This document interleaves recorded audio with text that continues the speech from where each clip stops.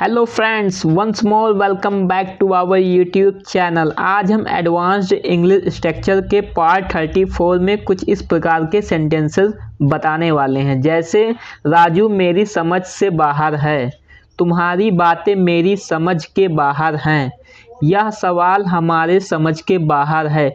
इस प्रकार के सेंटेंसेस बताएंगे किस तरह इसको इंग्लिश में यूज करना है या फिर ट्रांसलेट करना है। तो इसको बनाने के लिए हमारे पास स्ट्रक्चर है जो है subject plus helping verb plus beyond understanding. इसका मीनिंग होता है समझ के बाहर, समझ से बाहर, समझ से परे। ठीक, इसमें तीनों में से कोई भी अगर हिंदी आता है हिंदी में तो सबके लिए बियॉन्ड अंडरस्टैंडिंग लगाएंगे।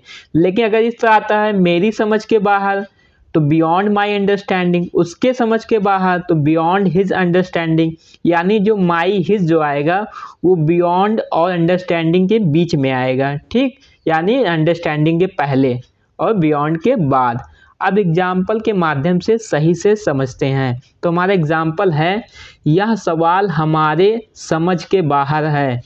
तो this question is beyond our understanding, this question is beyond our understanding. ये हमारा सेंटेंस बन गया है।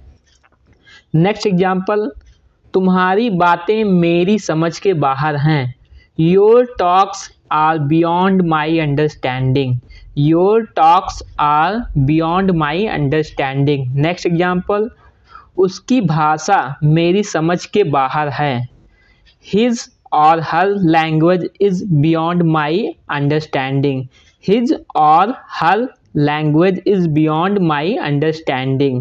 ये जो अगर हम किसी व्यक्ति के लिए बात कर रहे हैं यानी बॉय के लिए या मेल के लिए तो हिज लगाएंगे, अगर फीमेल के लिए बात कर रहे हैं तो हर लगाएंगे। ठीक, जो हमें शुरुआत में आप देख सकते हैं।